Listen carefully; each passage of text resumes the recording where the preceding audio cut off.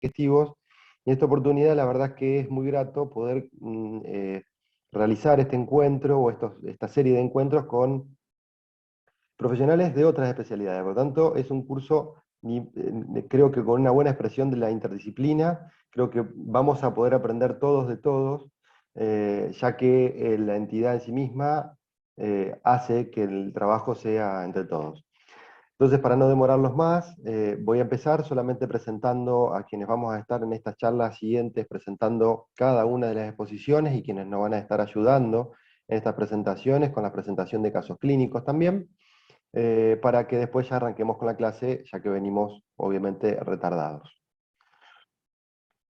Nada más recordarles que este curso empieza hoy y termina con un examen final el 23 de junio, y que cada uno de los encuentros van a ser cada 15 días, y como esto ya les ha llegado por mail en cada una de sus casillas de correo, va a estar dado por distintos profesionales. En esta oportunidad, quien les habla, voy junto con Fabricio Migueles, a estar en el primer encuentro. Yo soy el secretario del Comité de Gastro, y ya les voy nombrando quienes me acompañan en el Comité de Gastro de la filial Río Paraná. Fabricio Migueles, que va a ser con quien compartimos esta exposición, es gastroenterólogo infantil también. Él se encuentra en Gualeguaychú ejerciendo en el Hospital Centenario y de manera particular.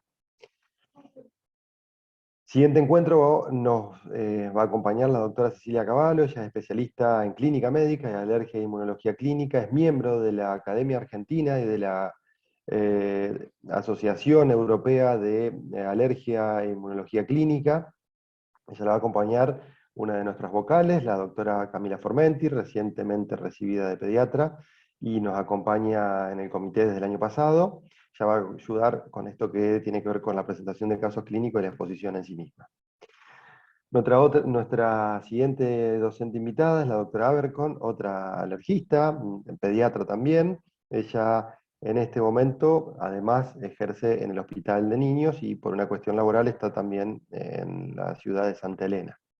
A ella la va a acompañar la doctora Mónica Clifton, vocal también del Comité de Gastroenterología de la SAP, filial Paraná, médica pediatra también y es médica de la sala de cirugía del hospital. Tenemos también el agrado de compartir esta charla con una nutricionista, una muy buena nutricionista que se ha dedicado especialmente al laburo con niños.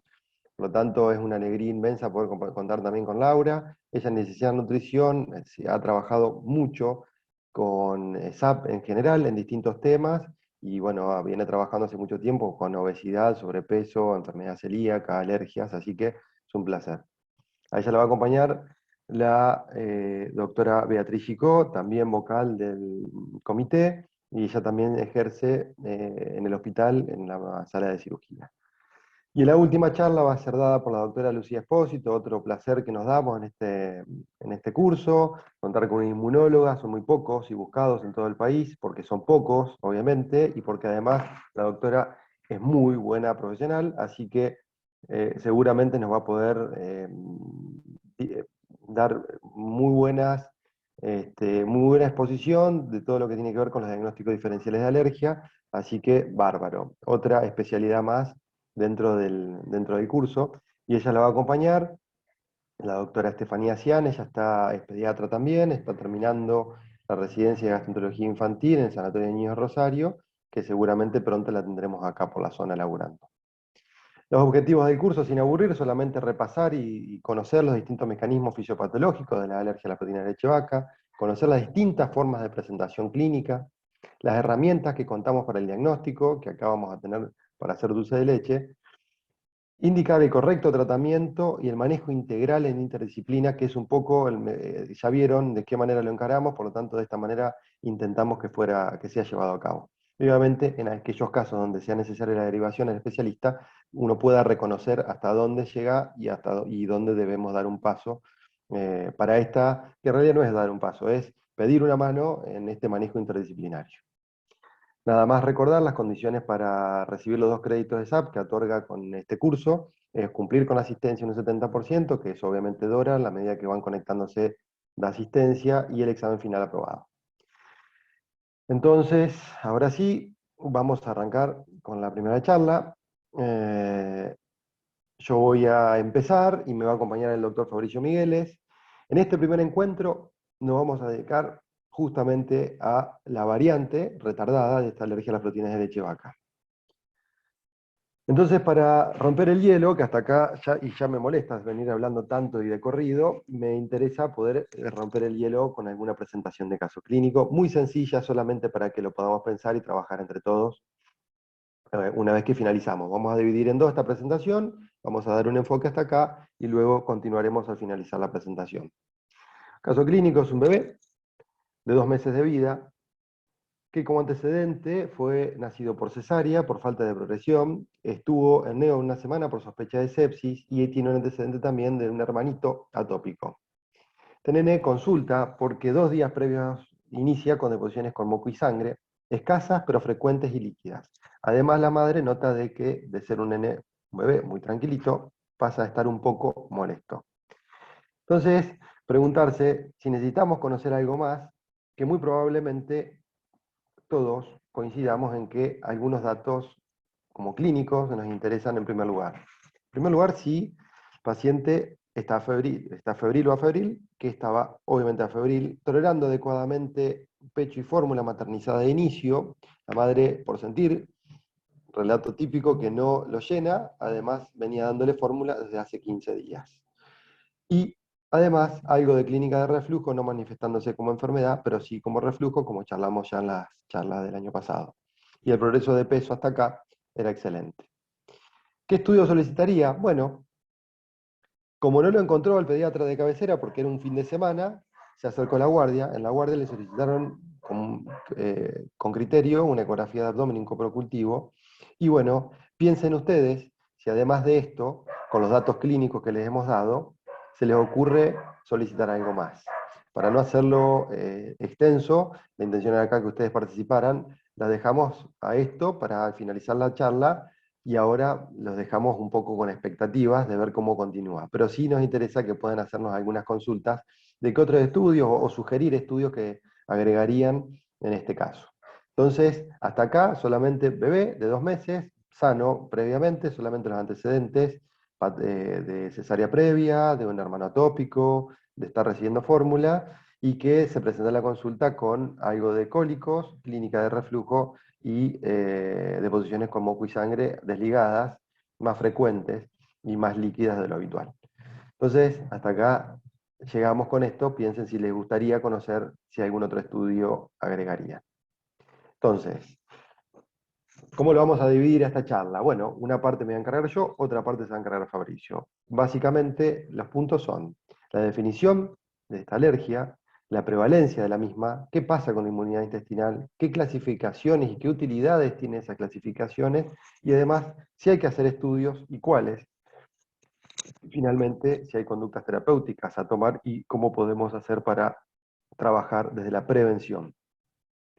Entonces, empezando a definir, me interesa que, como dice el dicho, al pan pan y al vino toro, me interesa que podamos definir de buena manera y no confundir, porque muchas veces pasa que las madres en el consultorio intentan o piensan que esto puede ser una cosa y en realidad es otra, y uno por ahí hasta lo hace dudar. Entonces, recordar que la alergia, en este caso la proteína de leche vaca, es una reacción inmunológicamente mediada a las proteínas de la leche vaca. Por lo tanto, hay una reacción inmunológica, que esto no es lo mismo y es diametralmente distinto de pensar en una intolerancia a la lactosa. Una cosa es ser alérgico y otra cosa es ser intolerante a la lactosa. Recuerden que no hay forma de ser alérgico a la lactosa cuando es un disacárido, un hidrato de carbono, ante lo que no se puede ser alérgico.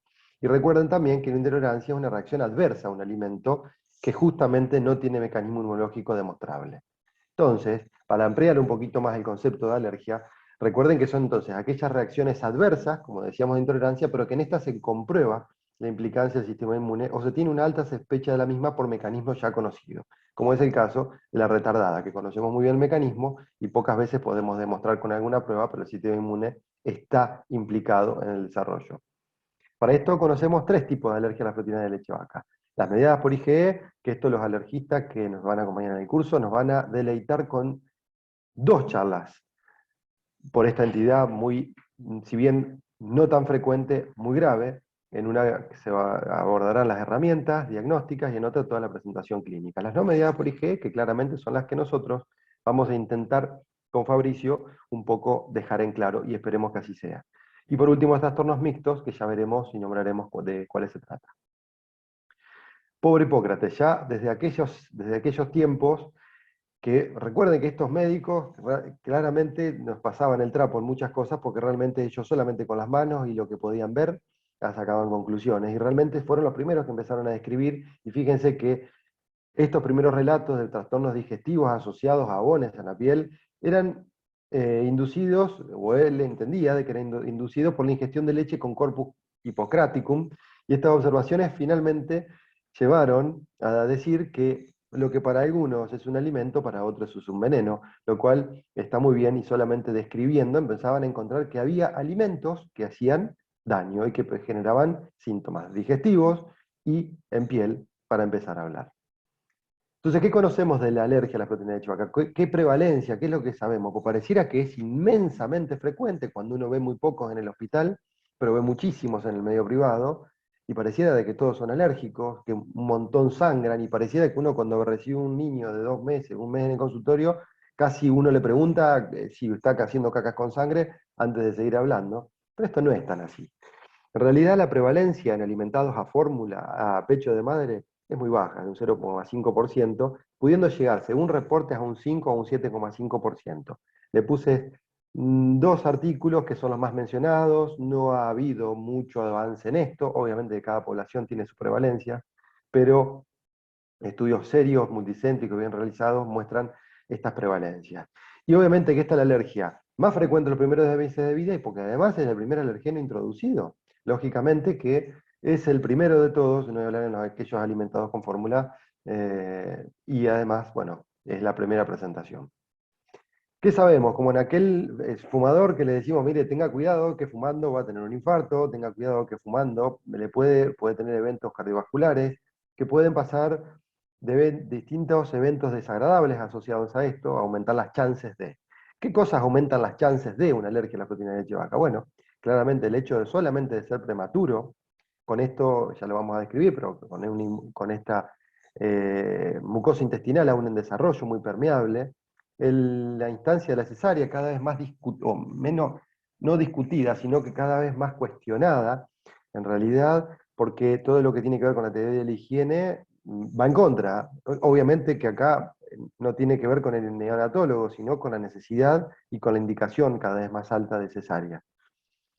Modificando esto, la flora intestinal de inicio, cuando el parto vaginal con respecto a la cesárea, un ambiente estéril, con todos aquellos factores que influyen en una cesárea, y ni hablar que si además ese paciente recibe antibióticos de edades tempranas, o si presenta infecciones digestivas tempranas, además la introducción de antígenos alimentarios de manera precoz, ni hablar que si tiene un déficit de inmunoglobulina A, y sobre todo, fíjense qué interesante, esto los españoles lo tiene muy bien contabilizado. Y fíjense que cuando hay un familiar con atopía, ni hablar que cuando es la mamá o ambos hermanos y la mamá, esta chance aumenta en un 40 o un 60%. Entonces, ¿qué pasa con esto? ¿Por qué pasa si en realidad nuestro intestino está preparado para ser tolerante? Entonces, ¿qué es esto de tolerancia oral? Es un fenómeno fisiológico definido como el estado de no respuesta inmunitaria a antígenos administrados por vía oral. Pero fíjense qué interesante, porque esto mismo uno lo puede administrar de vía endovenosa y sí genera respuesta. Por lo tanto, nuestro intestino, en primera instancia, está preparado para tolerar. Y esta tolerancia, obviamente que la doctora Espósito nos va a dar un pantallazo muy general de esto y muy amplio, pero solamente describir de que esta inmunidad humoral y celular está inhibida justamente, y en realidad está bien regulada más que inhibida para evitar el desarrollo de algo que sea no tolerante y por lo tanto la reacción como conocemos. En esto, obviamente que las células epiteliales, dendríticas, linfocitos T reguladores, son quienes ejercen la primer barrera o la primera instancia para el desarrollo de esta falta de tolerancia. Entonces, resumiendo, la lógica del tubo digestivo es el tolerante. Obviamente que la vamos a alterar seleccionando gérmenes debido, obviamente, como charlamos, a cesáreas, a falta de lactancia, antibióticos de inicio precoz.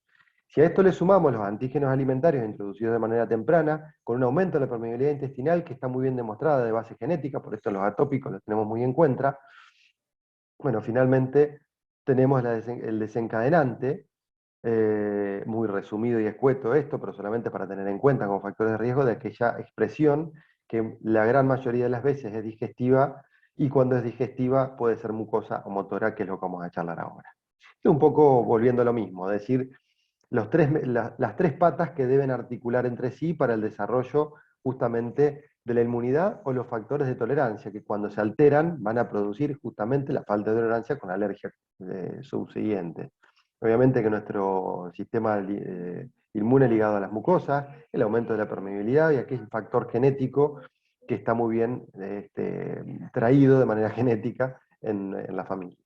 Entonces, ¿qué pasa?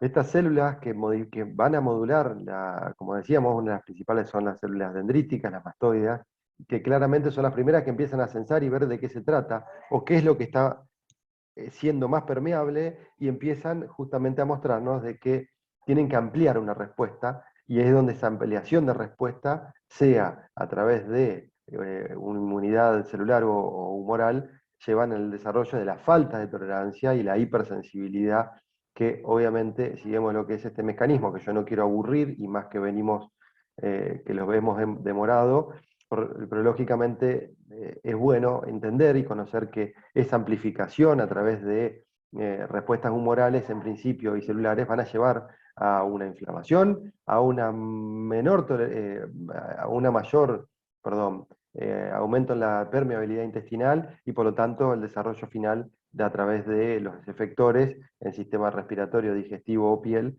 de esta respuesta alérgica. Entonces, el que se esté aburriendo, espero que esté con el mate cerca, como hizo acá el Papa Francisco, de manera tal de que no se me vayan aburriendo tanto y puedan ir siguiendo el hilo de la charla. ¿Cómo podemos hacer para agruparlas entonces? ¿Cómo hacemos para agrupar estas alergias a las proteínas de leche vaca? Bueno, las podemos agrupar de dos maneras, de tres o de cuatro. Hay un montón de formas de agrupar. Yo les voy a dar las más frecuentes porque siempre sirve a la hora de tener un paciente alérgico pensar de qué manera lo agrupo, para entonces saber cómo tengo que estudiarlo y finalmente tratarlo. Por un lado, podemos agruparlo por aparatos. Entonces acá van a aparecer los síntomas que más vamos a charlar ahora, que tienen que ver con la proctocolitis alérgica, la enteropatía alérgica, reflujo, cólico, gastroenteritis eosinofílica, fallas de crecimiento y síndrome de alergia oral. O bien podemos pensar en que son manifestaciones dermatológicas y respiratorias, desde la dermatitis atópica hasta la rinitis y pasando por el broncoespasmo. La otra forma, que va a tener más utilidad a la toma de decisiones, va a ser, bueno, ¿y esta alergia es severa o es leve o moderada? Porque entonces voy a saber cómo voy a seguir. Y obviamente que si tenemos una anafilaxia, una dermatitis atópica severa, exudativa, pierde proteína, aquella gastroenteritis con falla en el crecimiento, guarda, porque cuando las vemos son muy difíciles de revertir, porque además tenemos que lograr sanar el intestino para que pueda finalmente recuperar su alergia y nutrirse. Ni hablar de cuando además tenemos una enteropatía pierde proteínas. Y aquellas leves a moderadas, donde están el resto de las manifestaciones, que como les decía vamos a ir charlando en esta presentación. Otra forma de clasificar es pensando entonces en el mecanismo, y por lo tanto cómo estudiarla, porque si pensamos en el mecanismo inmunológico, la desencadena, vamos a ver de qué manera podemos estudiar. Aquellas mediadas por IgE, aquellas de componente mixto y aquellas retardadas. Obviamente que hoy vamos a hablar de las retardadas como la charla así lo dice, y charlaremos a ver qué estudios y de qué manera lo podemos abordar. Y acá empieza lo más lindo, es decir, esto que tiene, como vieron, un manejo interdisciplinario, podemos llevarlo de esta manera, eh, o bien colaborando, haciendo las paces y yendo todos hacia adelante por el bien del paciente. Y obviamente que cuando el paciente nos pide, es lo que hacemos. El trabajo interdisciplinario entre todas las especialidades, y ni hablar de que acá el pediatra de cabecera comandando el barco y sabiendo el camino o hacia dónde dirigir la pelota. Entonces, de aquellas, como charlamos, que vamos a charlar hoy, los cuadros digestivos retardados, entonces tenemos básicamente dos grupos, si se quisiera, aquellos digestivos bien definidos y aquellos pobremente definidos. De los que son bien definidos, como digestivos diferidas, estas alergias retardadas, tenemos en primer lugar la forma más frecuente, que es la proctocolitis alérgica, la que menos impacienta y con la que mejor quedamos con el paciente. La enteropatía sensible a la proteína de leche vaca y lo que cada vez está más descripto y que cada vez conocemos un poco más, que es el síndrome de enterocolitis inducido por proteína. Respecto a los mal definidos, tenemos el reflujo gastroesofágico, el cólico y el estreñimiento, con algunas características que nos tienen que hacer pensar, porque como charlamos, reflujo, cólico y estreñimiento el año pasado son funcionales. ¿Por qué la ponemos acá? Bueno, porque hay mecanismos mal definidos, pero que muchas veces ayudan en la evolución del paciente y que debemos tomar la conducta cuando no hay mejoría con lo que venimos haciendo. Entonces, respecto a la proctocolitis alérgica, es esto, el gringuito, ojitos claros, lo más habitual, sin ser con esto tender a nada en particular, sino solamente pensar en este paciente con este tipo de cacas, que claramente pareciera que se sonó la nariz y no que hizo caca, y que además tiene sangre. Entonces, una de las causas más frecuentes, que la edad típica menor de 6 meses, que además, fíjense, yo les dije que el 0,5 la prevalencia del 0,5 en alimentados por leche de madre y hasta un 5 o un 7 en alimentados por fórmula, pero sin embargo la lactancia materna, por suerte, hoy sigue siendo lo más frecuente. Por lo tanto, estos chicos habitualmente están alimentados con lactancia materna y por eso es uno de los síntomas menos graves. Ya charlaremos en los siguientes que hay manifestaciones un poco más complejas y más necesario el tratamiento oportuno. Si bien obviamente que a través del pecho, y esto está muy bien demostrado en todos los consensos argentinos, latinoamericanos, iberoamericanos, europeos, que si bien pasa mucho menos la proteína de leche de vaca a través del pecho materno, bueno, pasa y la manifestación aparece. Bueno, en esta obviamente que el inicio habitualmente es gradual, por eso uno pareciera que lo deja mal porque empieza con algo de cólico, y entonces uno le dice, bueno, espere, porque cólico tienen todos los chicos y finalmente aparecen en la evolución estas cacas con sangre y moco que hacen quedar muy mal cuando uno ya le dijo que era normal. Tanto, siempre pensar de que en estos chicos puede aparecer, tampoco asustar, pero tenerlo en cuenta. Que típicamente son lactantes saludables, cólico, algo de molestia, cacas un poco más líquidas, y sí, el moco y la sangre. Puede aparecer meteorismo, irritabilidad, y sobre todo el aumento en las deposiciones son escasas y frecuentes, porque esto es una proctocolitis, por lo tanto no es una caca abundante, líquida, poco frecuente, sino que frecuente, escasa y con moco y sangre, como toda colitis. Entonces, por otro lado, tenemos ya aumentando en gravedad o pensando cada vez en formas más graves la enfermedad, si bien son retardadas también, enteropatía alérgica por proteína de leche de vaca. Y en esta cuando la vemos es la que más cuesta, porque a diferencia de la que vamos a ver a continuación, que es el FIES, en esta, el problema es que se instala gradualmente, pero el problema es que tenemos todo lo que corresponde a malabsorción, pérdida de proteínas, por lo tanto hipoluminemia, ascitis, desnutrición, deposiciones esteatorreicas, y ni hablar de que todo lo que conlleva la malabsorción que esto acarrea. Tanto si hiciéramos endoscopía en estos pacientes, que obviamente que no lo hacemos porque pensamos rápidamente en el diagnóstico, empezamos tratamiento, encontraríamos incluso alteraciones en las vellosidades intestinales que obviamente revierten en el tratamiento. Existe, y en esto no solamente intestino medio, sino que puede ser de intestino medio a colon. La enfermedad incluye el intestino en su totalidad. Y existen también formas de inicio gradual, donde en estas de inicio gradual habitualmente lo que se compromete primero es el tubo digestivo alto y luego aparecen las manifestaciones del tubo digestivo bajo, por lo tanto la malabsorción aparece en una segunda instancia y primero los vómitos o aquel rechazo a la ingesta con anorexia. Por último, entonces, el PIES, que es este síndrome de enterocolitis inducido por proteínas, pero lo van a encontrar más de esta manera porque es la forma inglesa de denominarla, tenerla en cuenta en aquel paciente que típicamente lo vamos a conocer en el agudo, difícilmente lo veamos en el crónico, y que típicamente la condición es el vómito. Y el vómito que se da entre las 4 horas después de la ingesta, y este chico puede ser de presentación severa o no, pero la gran mayoría hay compromiso hemodinámico, son chicos que parecen estar en shock, que en realidad están en shock, y uno pensara que es infeccioso y en realidad todo lo que está pasando es una entidad alérgica que se manifiesta típicamente con vómitos. Estos pacientes necesitan internación y muchas veces en terapia intensiva, aquellos que son de presentación leve no, pero el relato es muy claro, le di entre la hora y las 4 horas y no hay nada más, es vómito y no hay otra cosa, y también estos chicos la edad de inicio es mucho más frecuente antes de los primeros 2 años de vida. Y bueno, la sintomatología en estos casos revierte rápidamente, porque sacás la exposición y revierte, pero, y entre episodios están asintomáticos pudiendo hacer una vida normal, y estos necesitan del enfrentamiento organizado y programado, que esto Fabricio lo va a saber explicar. Respecto de esto que decíamos, pucha, al final el cólico, la constipación, el reflujo dijimos que eran funcionales. ¿Por qué? Ahora hablamos de alergia. Bueno, pueden estar metidos también como presentación clínica, un poco más discutido, peor descritas y peor avaladas científicamente, pero la verdad es que hay un montón de artículos que reportan que claramente ante el tratamiento la mejoría está, difícil de demostrar algunas veces el mecanismo inmunológico, pero claramente la respuesta clínica existe. Por lo tanto, en estos casos, obviamente que la exclusión va a llevar el diagnóstico y el enfrentamiento a la confirmación. Para ir terminando, ya las últimas diapositivas mías y darle lugar a Fabricio, comentarles que en esto que decimos síndromes de superposición, en realidad pueden considerarse estos de motilidad, y recuerden cuando empezamos a hablar que dijimos, pueden ser mucosos de motilidad, en este caso, en los de motilidad, puede haber un poco de superposición, porque se puede dar tanto el reflujo, el cólico y la constipación acompañando la misma presentación o la misma causa.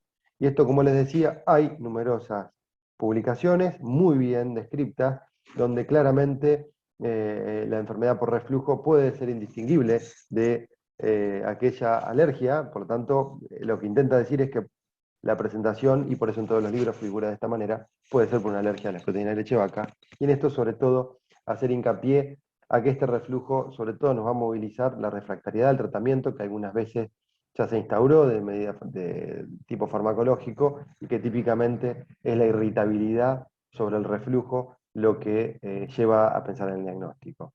Por otro lado, la interacción neuroinmune con respecto a la motilidad anorrectal. Nuevamente, como les decía, esto es respecto de lo motor. La alergia se manifiesta en lo motor y no tanto en lo mucoso, por eso es más difícil la demostración del aspecto del mecanismo de desarrollo.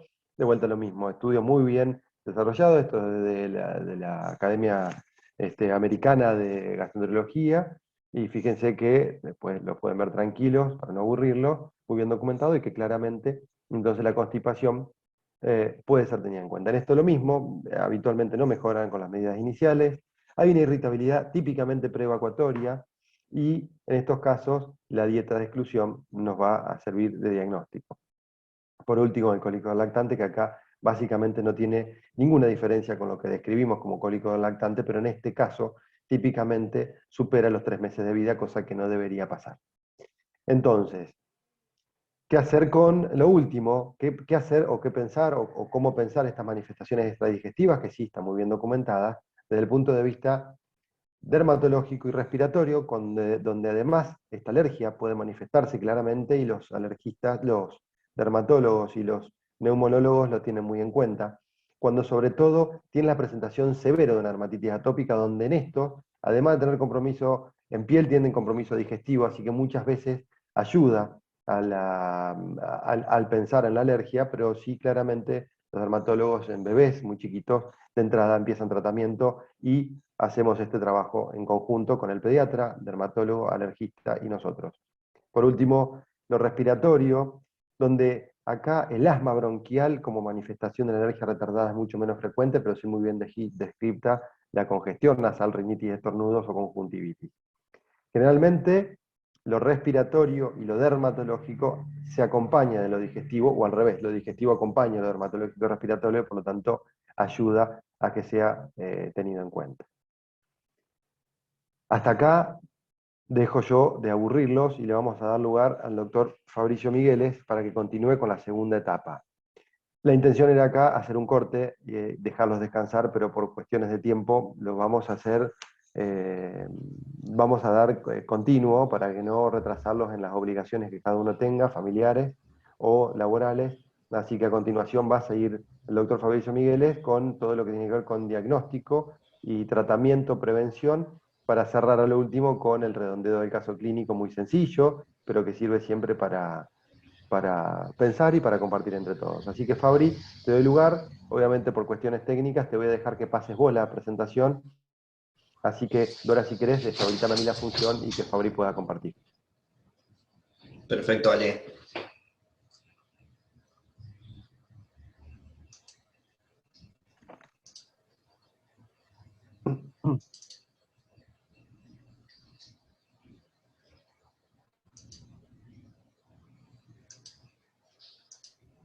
Perfecto, Fabri, se ve Ahí muy bien. está.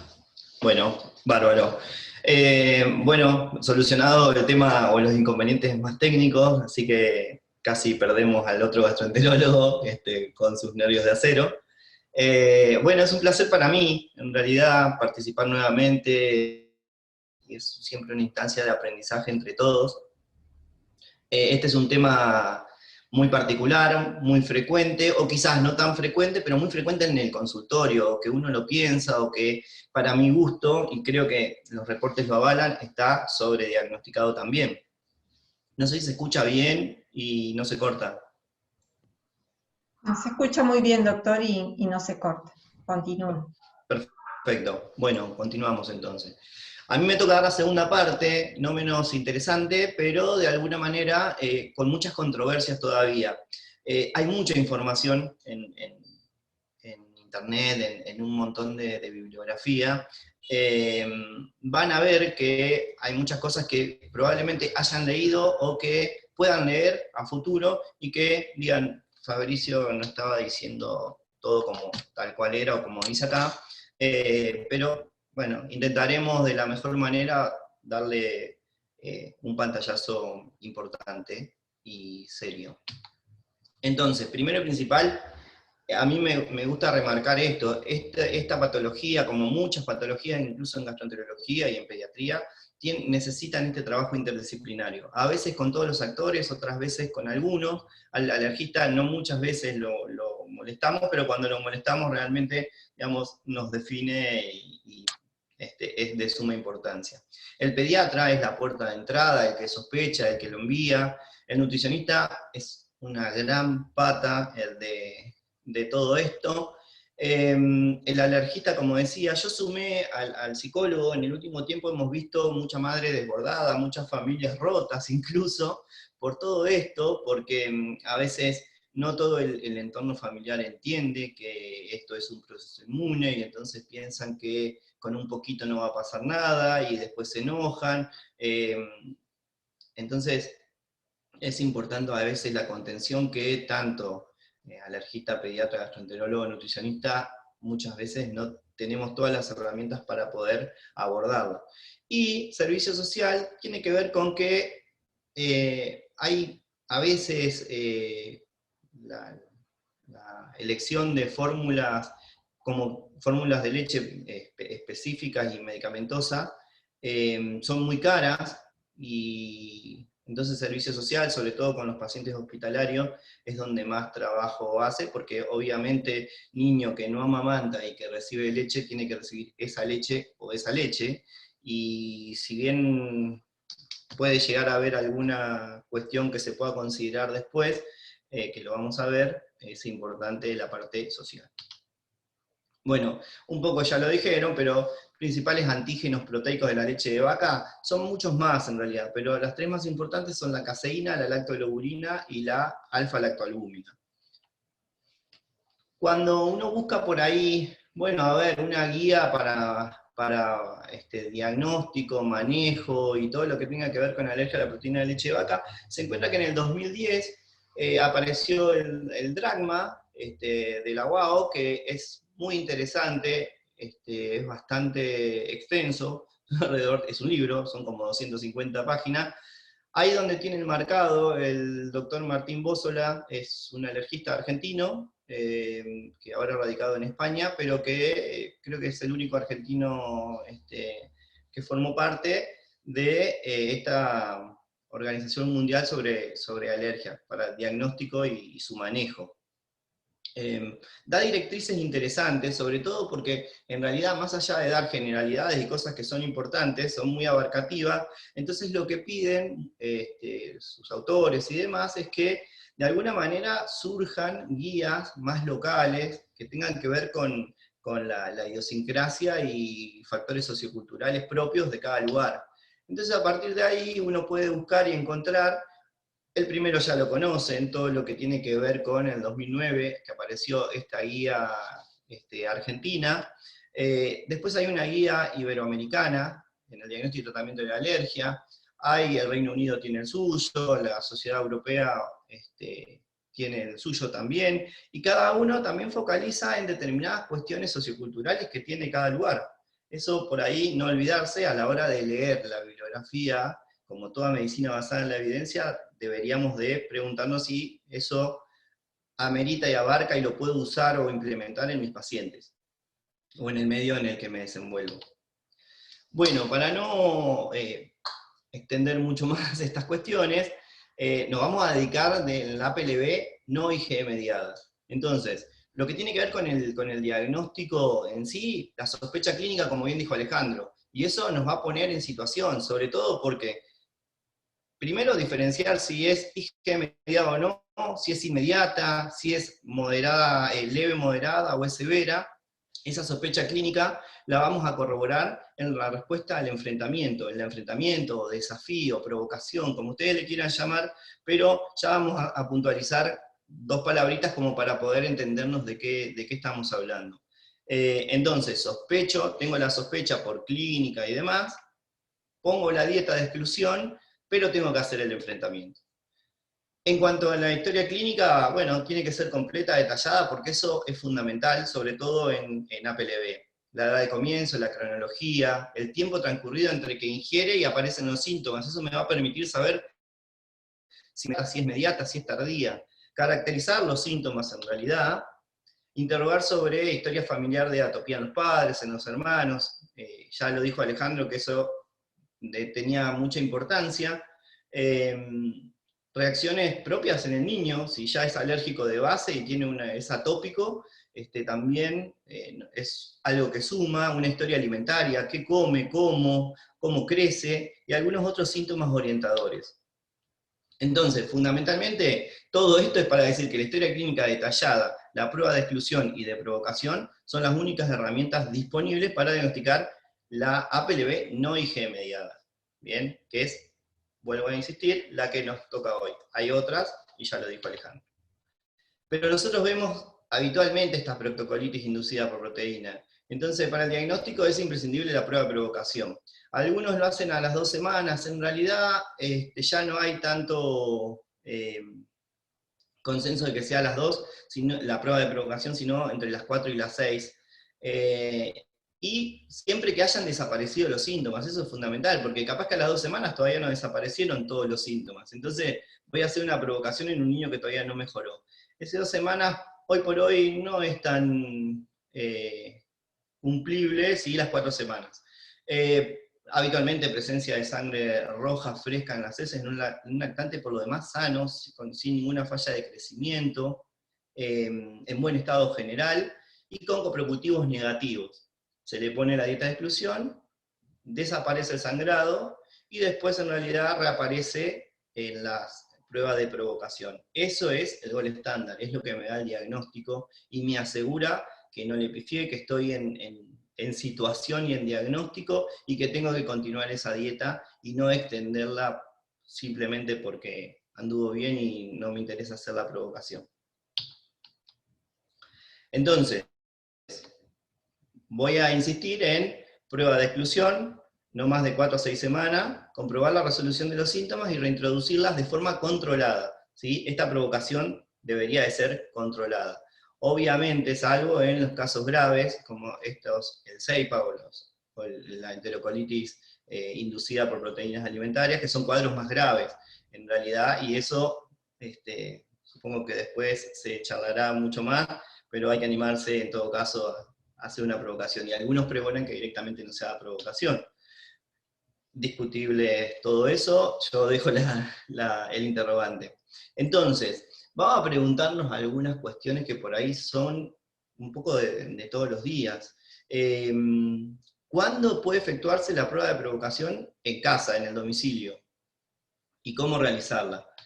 En casos de proctocolitis y trastornos digestivos tipo reflujo light, cólico, estreñimiento, todos esos leves, síntomas leves, se puede hacer la reintroducción de proteína de leche en casa. ¿Por qué? Y bueno, porque en todo caso el síntoma tiene fácil manejo ambulatorio, pero además porque puede demorarse varios días en aparecer estos síntomas. Entonces, eso tenemos que saberlo. La reintroducción, ¿cómo hacerlo? Siempre en forma controlada y gradual. Eso es lo único que le puedo decir con certeza. Ahora bien, no hay recomendaciones claras sobre cantidades, qué incrementos, los intervalos entre las diferentes dosis. Hay algunas cosas, pero no hay un protocolo mundial, global, o lo que uno pueda llegar a ver. Ya vamos a ver un poquito más de eso. La manera de realizarla entonces por parte de cada facultativo, la verdad que es muy variable. Uno intenta ser lo más serio y coherente posible, sobre todo algunas cuestiones que deberíamos de puntualizar en cuanto a hacer la provocación, para que no aparezcan determinados síntomas que nos puedan confundir. A eso me refiero respecto a si, por ejemplo, es un niño que está con una leche de fórmula sin lactosa y de repente le volví a dar una leche con lactosa, y por ahí en realidad me puede llegar a confundir algunos síntomas, o la madre sobrevalorar algunos síntomas, y esa provocación no terminar siendo del todo certera o específica. Y cuando aún teniendo síntomas leves, haya dudas de que pueda haber algún mecanismo mixto y la IgE esté metida ahí, la IgE específica, esa reintroducción y provocación debería hacerse en un centro hospitalario. Eso por ahí a tener en cuenta, sobre todo en esos pacientes que han tardado en recuperarse, en responder, o que por ahí tiene algunos síntomas cutáneos también, y a uno le llama la atención algunas cosas que no es el habitual, como ya lo dijo Alejandro, como yo les pasé en las diapositivas previas. Entonces, reintroducción de proteína, bueno, en niños alimentados con leche materna, incorporar primero obviamente a la madre, y en realidad posteriormente en la dieta del lactante en los mayores de 6 meses que ya tienen su alimentación complementaria. Eso como punto para aclarar. Y en los niños que tomen fórmula adaptada, ¿sí?, administrar directamente pequeñas cantidades de proteína mediante una sustitución gradual en las medidas de la fórmula. ¿Qué es lo que hago yo? En realidad voy haciendo gradualmente un aumento en las cantidades o en las medidas que uno le va poniendo cuando prepara el biberón. Hay diferentes formas, otros lo hacen por separado y van aumentando volumen, ya lo vamos a ver, pero definitivamente no hay algo bien estándar.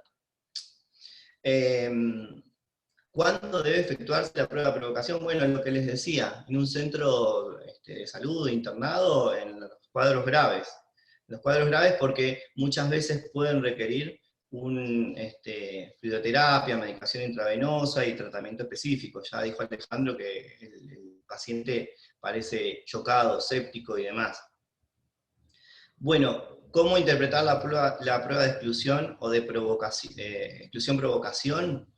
Al reintroducir la proteína de leche, la respuesta en general no es inmediata, y eso por ahí es importante puntualizarlo, sobre todo porque esto que hablaba de las 4 o 6 semanas. Prueba positiva en caso de reaparición de las manifestaciones clínicas, en realidad pueden ser dentro de esas 4 semanas incluso. Por eso uno por ahí cataloga esa prueba de exclusión recién a las 4 semanas que el chico estuvo sin presentar ningún síntoma. Bueno, para no aburrirlos tanto, en realidad, todo lo que es algoritmos, ustedes probablemente ya lo conozcan, ya lo hayan visto desde el 2009, que no se ha actualizado demasiado porque en realidad no ha variado tampoco tanto. Ustedes estos los conocen, ¿sí?, los de archivos argentinos de pediatría del 2009, todo lo que es el algoritmo, que ya lo hemos estado charlando, de la alimentación materna exclusiva o del niño alimentado con fórmula. En realidad, de esto lo vamos a ver después, pero puntualizar que si en realidad el chico con la dieta libre de exclusión mejora, uno hace la provocación, si reaparecen los síntomas, diagnostica la alergia a la proteína de leche de vaca, y si el chico está con amamantamiento exclusivo, a la madre no solo hay que suprimirle la proteína de leche de vaca, sino que acordarse del calcio. Y el lactante, una vez que empieza con su alimentación complementaria, hasta los 12 meses sin proteína. Eso se puede revalorar, porque en general uno dice, bueno, entre 6 meses como mínimo, o al año de edad, hacer la prueba de tolerancia. Y este es la alimentación con fórmula que también conoce. ¿Sí? Básicamente es muy parecido, pero no saco proteína a la mamá, sino que le doy el hidrolizado extenso y después hago la provocación. Bien, pero ¿qué herramientas para el diagnóstico tenemos? Porque bueno, acá dijimos historia clínica, prueba de exclusión y provocación. Pero si pensáramos que realmente hay una IgE mediada o una IgE ahí metida en un componente mixto, o realmente estamos enfrentados a una IgE, que no es el tema de hoy específicamente, pero bueno, yo les quise puntualizar para que no quede como la otra parte tan ciega, sino que algo ustedes sepan. Las IgE mediada tenemos como herramientas diagnósticas que no los hacemos los gastroenterólogos, sino que los alergistas, me da un poco de vergüenza hablar de todo esto teniendo alergistas y clases de alergia después, clases o charlas con alergistas, pero tenemos test cutáneos, tenemos los parches y tenemos las IgE específicas séricas. Las pruebas in vivo, las testificaciones cutáneas, se pueden hacer a cualquier edad.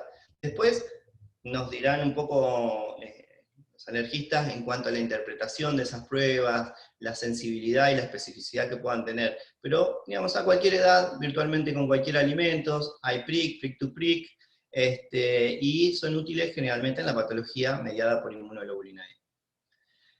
Las pruebas de... A ver... las pruebas del parche, ¿sí? Generalmente de atopías, lo que van a medir es una hipersensibilidad no mediada por IgE, y ya lo puso Alejandro ahí, pero reacciones más tardías en general. Y como otro tipo de herramientas diagnósticas, tenemos las IgE específicas, e incluso si pensáramos en una patología eosinofílica, tenemos endoscopía y diagnóstico por biopsia, estudios de absorción y demás, pensando más que nada en esas alergias graves que no mejoran o que pierden proteínas, y que nosotros tenemos que pensar que el mecanismo no es específicamente el que estamos habituados a ver, o que algo nos llama la atención. Recordar los diagnósticos diferenciales, que Alejandro también ya los marcó muy bien, ¿sí? La regurgitación, la rumiación, la disquesia, los cólicos son todos trastornos funcionales, el reflujo gastroesofágico light, el síndrome de enterocolitis inducido por proteínas, y proctorragias por otras causas, también es importante pensar.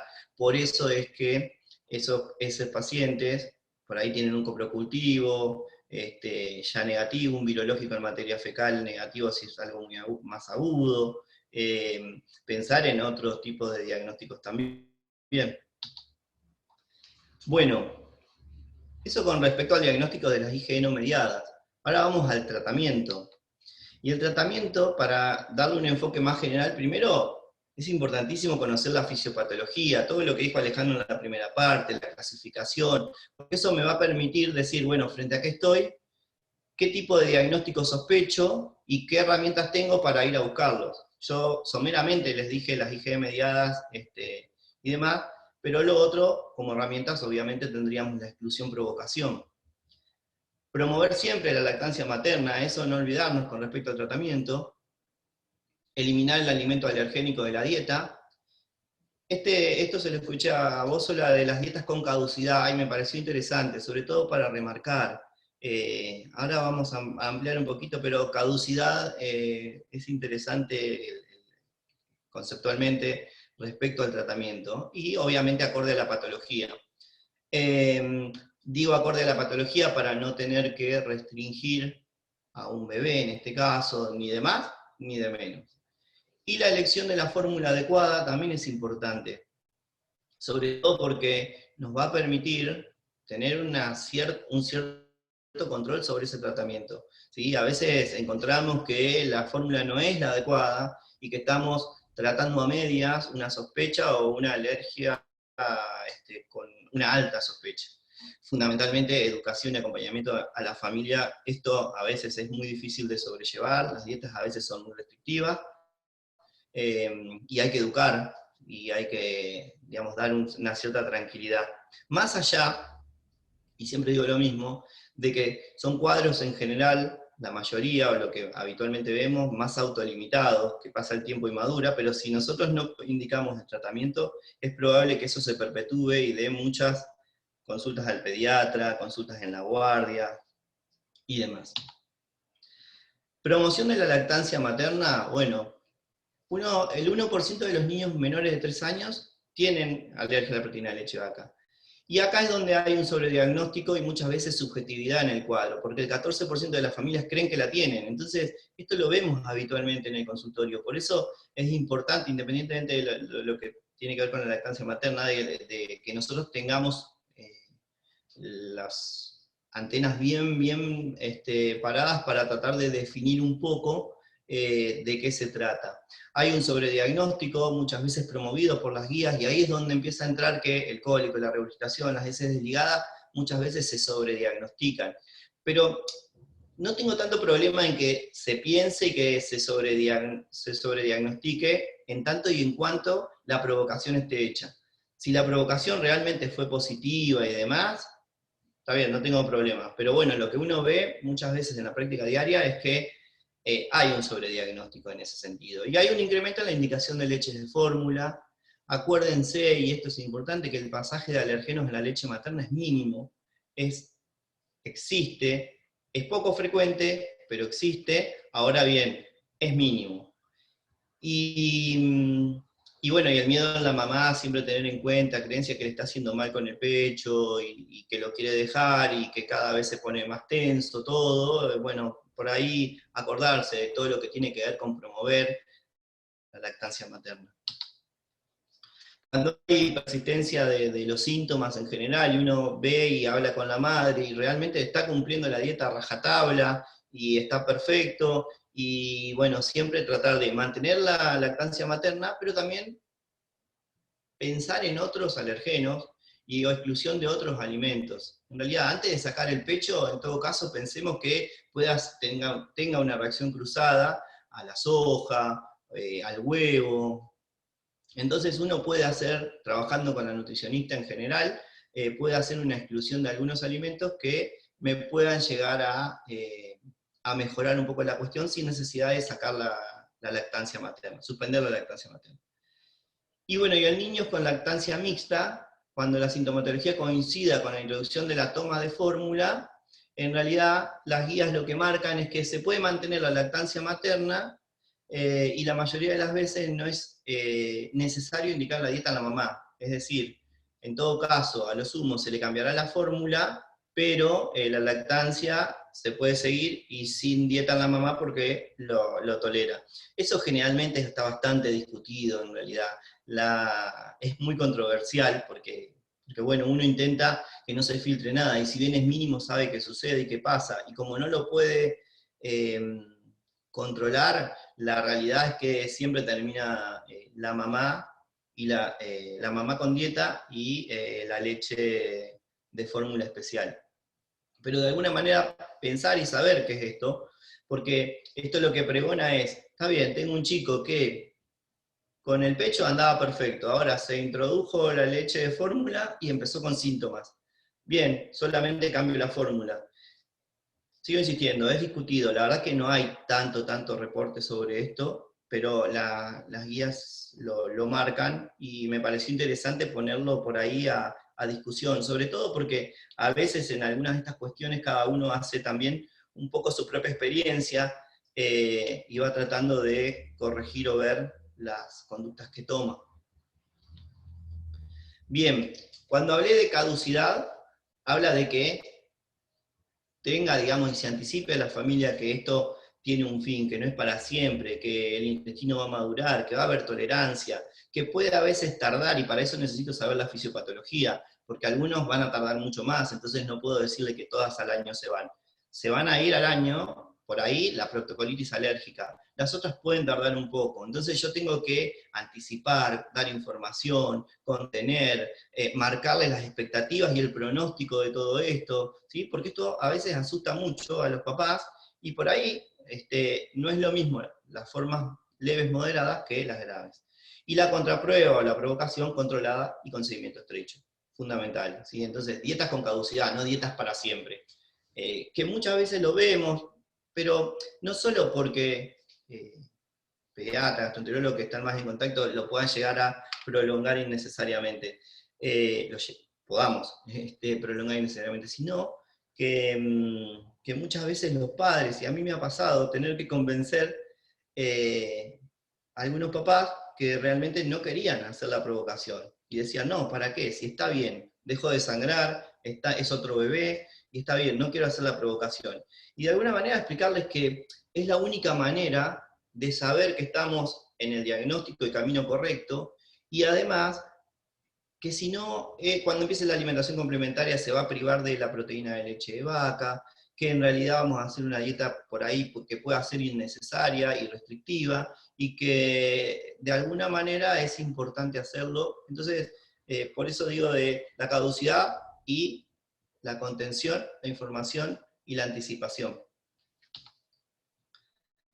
Esto lo puse puntualmente, no para que, pero fíjense, hay un montón de nombres y demás. Entonces, cuidado con la leche oculta. Todos estos muchas veces están ocultos en diferentes preparaciones, alimentos y demás, y hay contaminación cruzada, hay muchos padres que hacen compras y almacenamientos a granel y demás. Entonces, bueno, tener en cuenta que muchas veces puede pasar esto, ¿sí? Haya ácido láctico, lactosa, fosfato de lactoalbumina, un montón de nombres que en las etiquetas aparece, y otras a veces que no, por eso se está luchando tanto por la ley APLB, pero de alguna manera tener en cuenta eso, la leche oculta.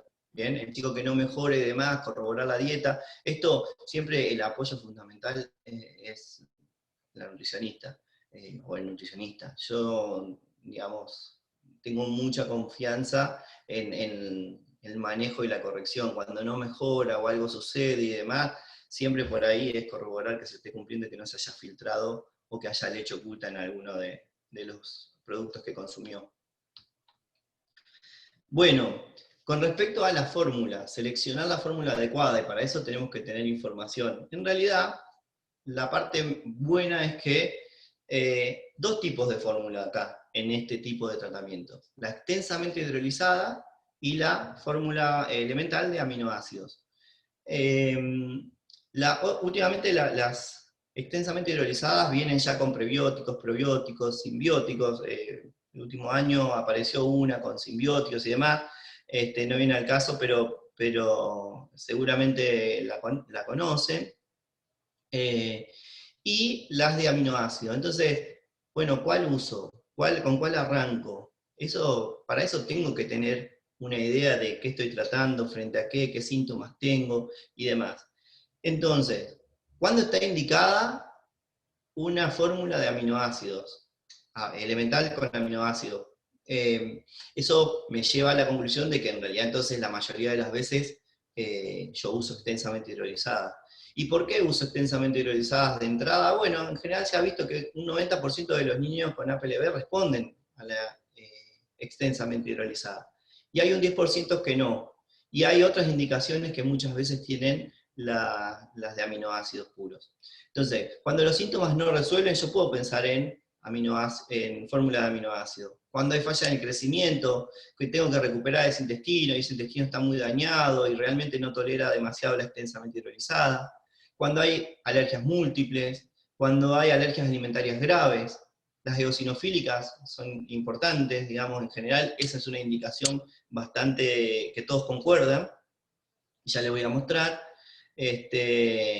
Y los síntomas aún, lo puse al último y le puse signo de pregunta porque realmente yo también me hago esa pregunta. Los síntomas que el chico persiste, tomando pecho, persiste con síntomas. Y yo estoy seguro que tiene una alergia a la proteína de leche vaca. Ya lo diagnostiqué, la provocación me dio positiva, todo eso, y sigue.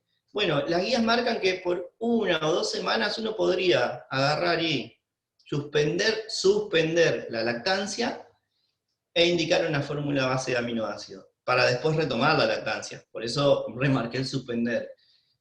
Controvertido o no, existe, me parece que hoy le estoy dejando como muchos interrogantes, pero son los mismos que tengo yo, en realidad, porque bueno, de esto todavía no está nada todo escrito puntualmente, o haya un consenso, hay mucha bibliografía y todavía realmente no nos ponemos todos de acuerdo.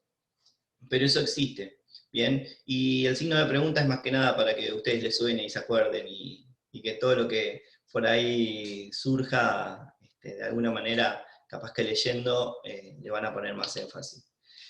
Con respecto al hidrolizado, sabemos que a más hidrólisis, menor alergenicidad. Hidrólisis de un montón de formas, se puede hacer por calor, por hidrólisis enzimática, bueno, hay un montón de procesos. Yo ahí esto me pareció bastante bueno a la hora de pensar en las fórmulas. Tenemos la proteína intacta acá al principio, que tiene que ver con las fórmulas de inicio, ¿sí? Así está la proteína. Las parcialmente hidrolizadas, que son las HA, son polipéptidos. Las extensamente hidrolizadas, la mayoría son dipéptidos, y después están los aminoácidos, las leches o las fórmulas de aminoácidos. Entonces, esto me da un pantallazo muy interesante, sobre todo porque yo voy a focalizar en estas dos. Y este cuadro me pareció muy demostrativo de lo que dice, por ejemplo, Dragman, la Sociedad Europea, australiana, perdón, y la de Estados Unidos. En realidad, si uno ve por ahí lo que yo le marqué, en las eosinofílicas, por ejemplo, todos están de acuerdo que va la de aminoácidos puros. Y la anafilaxia también, ¿sí? Salvo estadounidense que no hace una recomendación al respecto, pero digamos la mayoría tiene ese consenso en sí, o coincide, mejor dicho. Y todas las demás podemos arrancar con una extensamente hidrolizada. Contra de estas leches, bueno, la palatabilidad, el precio, lógicamente. Entonces, bueno, por ahí para tener una idea, tener también idea de precios, a qué nos enfrentamos, cuando indicamos muy tranquilamente estas leches, bueno, tener la seguridad de que el paciente pueda llevar a cabo ese tratamiento. Las extensamente hidrolizadas vienen en general con prebióticos y probióticos, y esto tiene que ver con que hay un link entre el microbioma y la alergia no mediada por IgE. En general son seguras, son efectivas, ¿sí? Modifican el microbioma, habitualmente tienen estos prebióticos que lo deben haber visto en las etiquetas, los GOS y FOS, y los probióticos como el Bifidobacterium brevis y el Lactobacillus rhamnosus, ¿sí? Eso probablemente lo deben haber visto, ¿sí? Pepticineo, por ejemplo, tiene el brevis, y para ser más o menos más gráficos, y el Lactobacillus lo tiene, por ejemplo, la Nutramigen. Digo porque si no lo vieron, lo van a empezar a ver. No es que cualquier probiótico sirve, no es que espora de Bacillus clausi también es un probiótico, listo, vamos, se puede indicar. No, son específicos, y hay muchos reportes sobre eso, y está en pleno desarrollo, pero de alguna manera sepan o que les suenen estos probióticos. En cuanto al rol de la microbiota, bueno, era lo que estábamos hablando recién, ¿sí? Ahí las alergias se asocian con una alteración de la microbiota, y eso tiene que ver con lo que decía Alejandro, cesárea, prematurez, inmadurez, muchas veces antibióticos tempranos y demás, que alteran un poco todo lo que tiene que ver con el microambiente y provocan una disbiosis temprana. Y eso muchas veces puede asociarse a una inducción o una no tolerancia.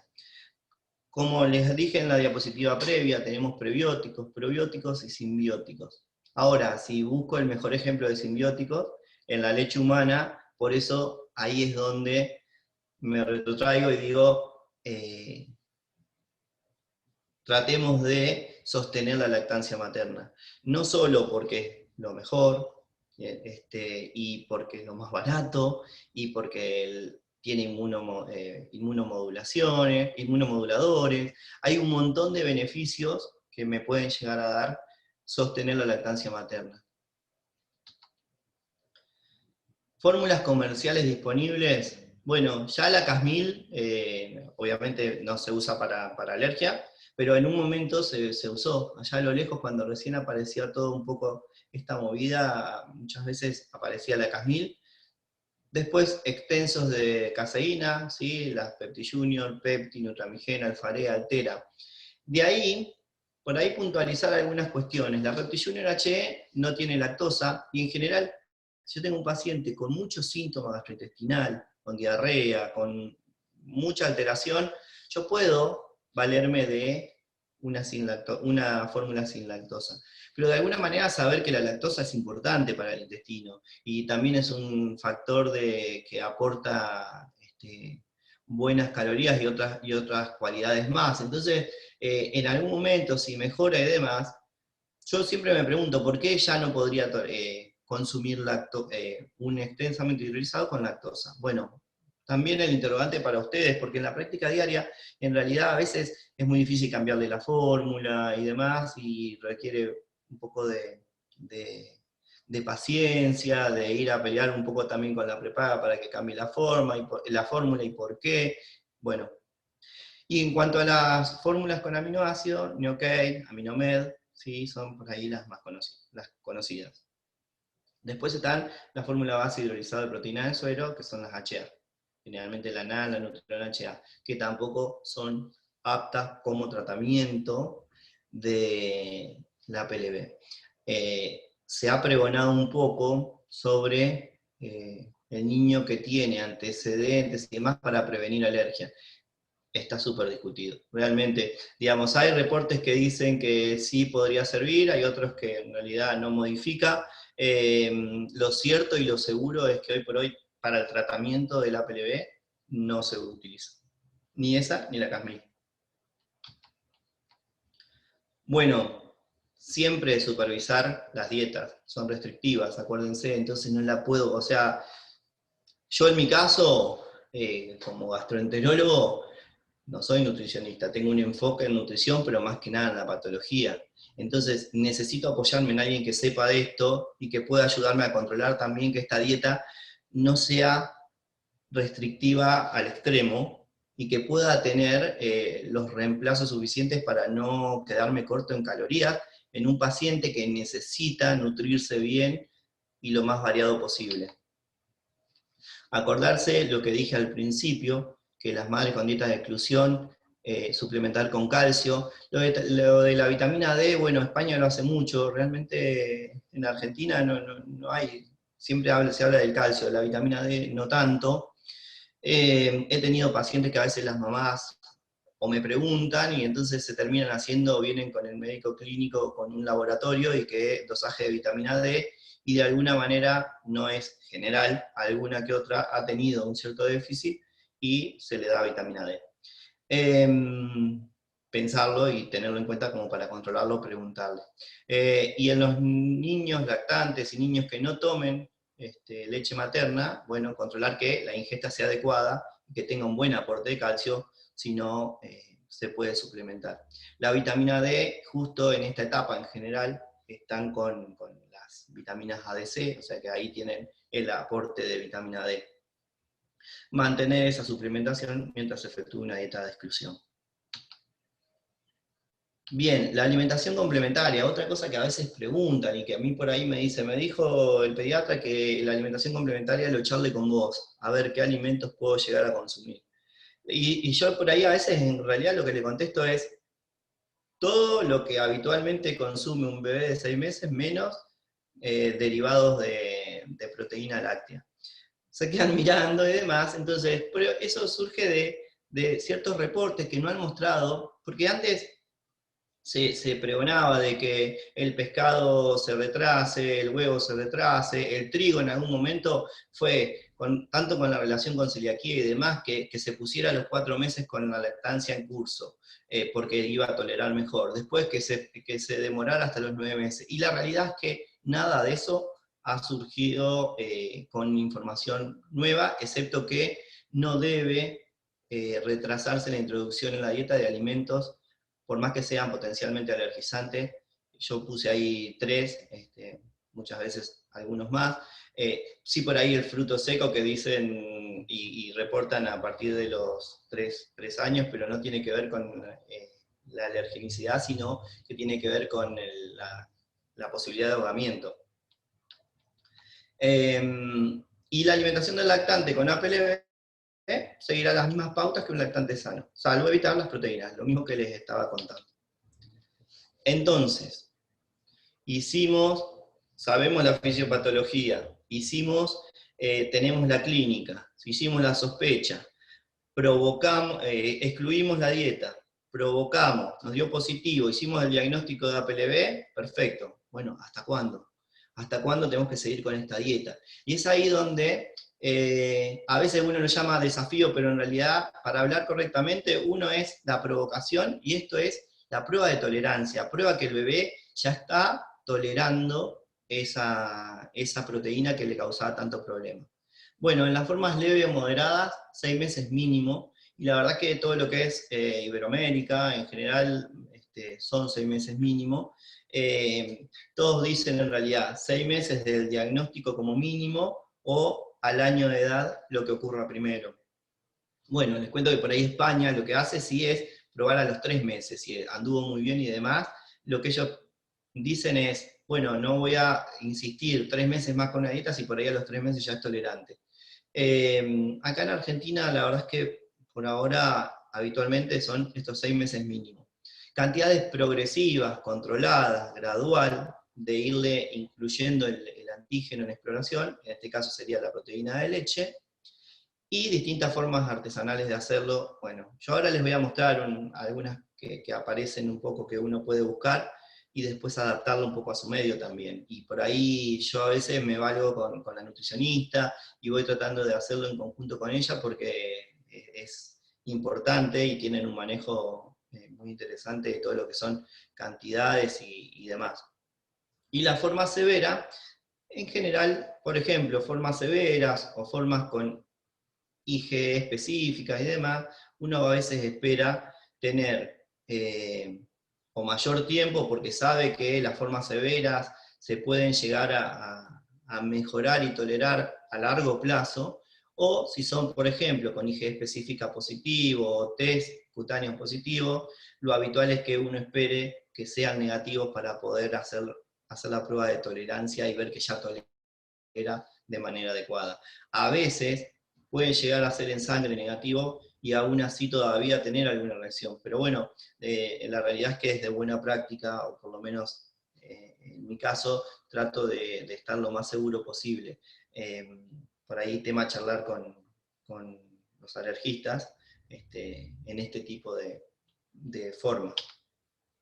Pero también hay las guías británicas hablan de una escalera de la leche, ¿sí? Y tiene que ver con cómo arrancan ellos. Y fíjense que arrancan con galletitas, con muffin, hasta llegar a la leche. Son 12 pasos, cada paso es una semana, y se tiene que asegurar que tolere plenamente el alimento que está en cada escalón. Eso aparece en las guías británicas. La verdad es que es bastante largo la cuestión, y aparece el yogur incluso en el medio, los quesos, último la leche. A su vez, esto es de guías españolas, ¿sí? Arrancan la primera semana con productos horneados. Alguna vez escuché una una charla de la doctora Mejaudi, del italiano, que se especializaba mucho en todo lo que tiene que ver con alergias. Ella es gastroenteróloga, pero forma parte del equipo que maneja alergias digestivas, y ellos también iban por los horneados primero.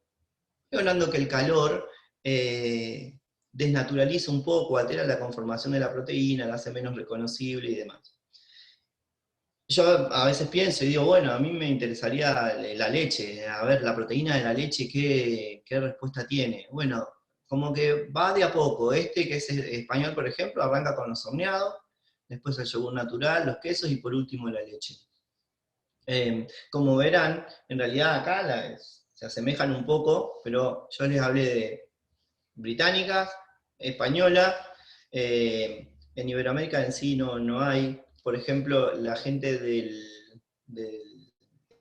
Elizalde los cita a los que van a hacer ambulatorio, y le va dando en aumento cada 20 centímetros de leche, cada 20 minutos y demás, y ellos están protocolizando un poco su forma de tratar y de probar la tolerancia. Entonces, momentos oportunos para el alta, uno debería saber que las proctocolitis, el 85% al año, en realidad ya están tolerantes. Pero fíjense que la urticaria a los 2 años el 50%, igual que la anafilaxia, los cuadros graves.